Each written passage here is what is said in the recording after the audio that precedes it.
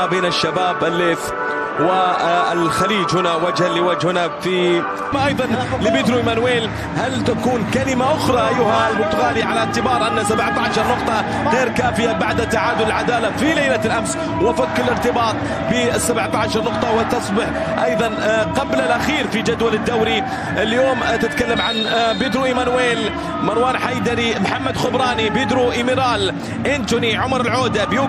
واصله بالنسبه بيوغو بوكو، واحد من العناصر المهمة الجابوني في وسط الملعب لفريق الخليج. جولة 23 من دوري روشن هذا الموسم بالإثارة. باكتي مع كرة، يلعب كرة في المنتصف، نقلات شبابية رائعة جدا. جوانكا في انطلاقة رائعة، مرحبا جول! الله!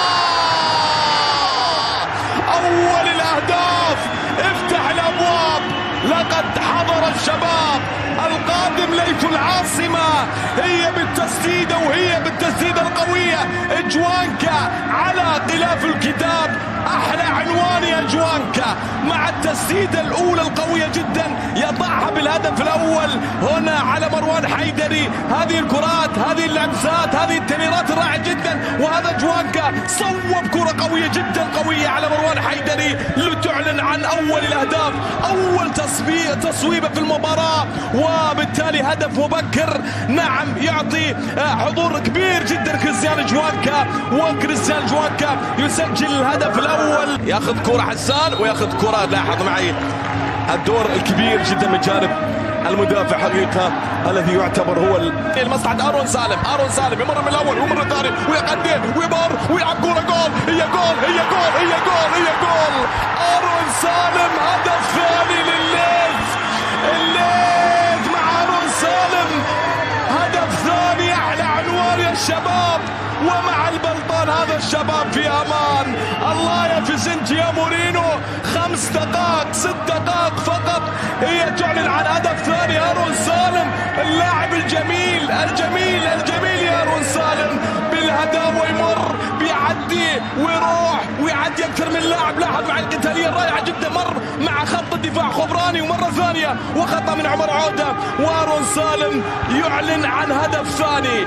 اي حضور يا الليث مع اولى وثانيه مع ارون سالم، يتقدم بشكل ممتاز ويضع الكره بهدف ثاني لمصلحه الليث. ارون سالم يا سلام يا سلام يا سلام يا ارون سالم، هدف ثاني لمصلحه فريق الشباب عن طريق ارون سالم. فيها قتاليه، كره سكلاتشي يحاول يمر ما بين اثنين لكن مقطوعه مره ثانيه توصل لفابيو، وفابيو يلعب كره جول. الله!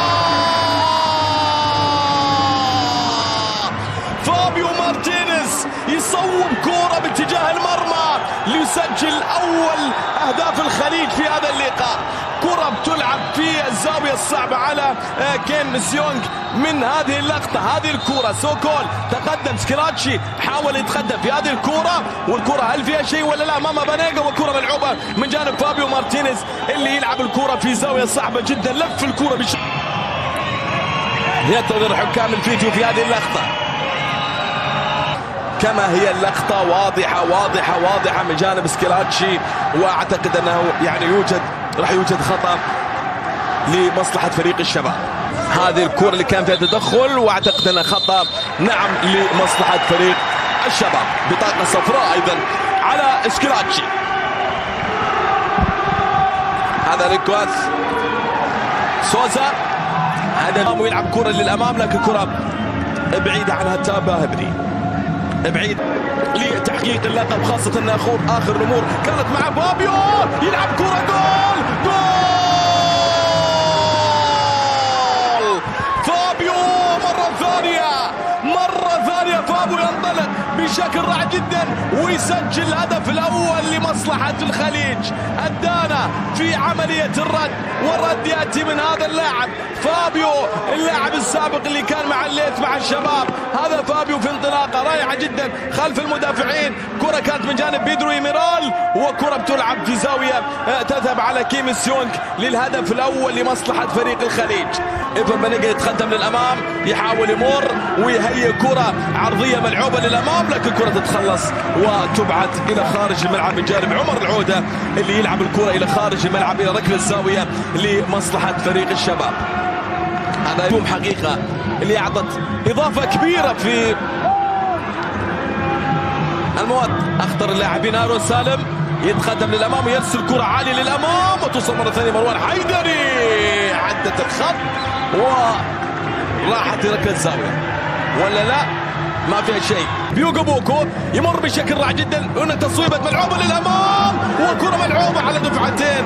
الكرة بتوصل من جانب اللاعب في مكان خطير لفابيو، استقبال رائع جدا أمام مدفع الحال وتصويبة قوية جدا وكرة على دفعتين من جانب كيم إسيونغ. يلعب كرة ياغو سانتوس الى خارج الملعب الى رميه جانبيه لمصلحه فريق الخليج. هذا فابيو يلعب كره عرضيه ملعوبه في مكان خطير، ملعوبه بالراس لكن كره بتمر وتعدي من جانب اياغو سانتوس. كوبوكو لسكراتشي هرب بشكل رائع جدا، سكراتشي يمر من ثاني واول ويصوب كره جول. الله ما لها الهداف، ما لها الا الهداف سكراتشي صاحب الست اهداف.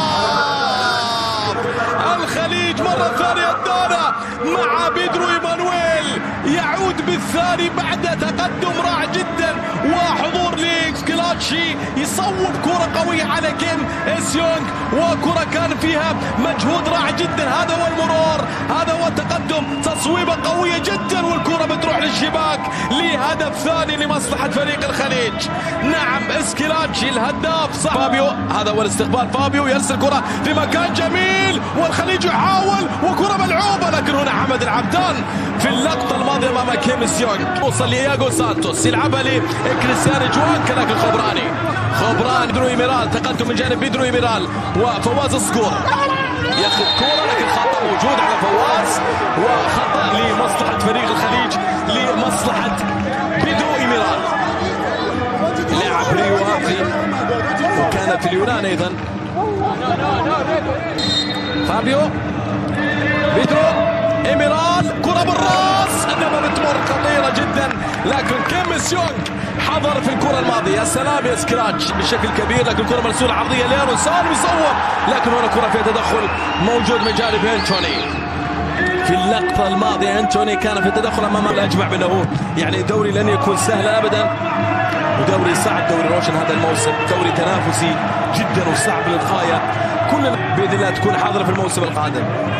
إيفا بانيجا يلعب كرة عالية للامام وكرة جول حسين القحطاني، ثالث الاهداف يا حسين. اي ارتقاء رائع جدا في اللقطة الماضية، لعبها بشكل رائع جدا إيفا بانيجا بالمقاس بالمليمتر.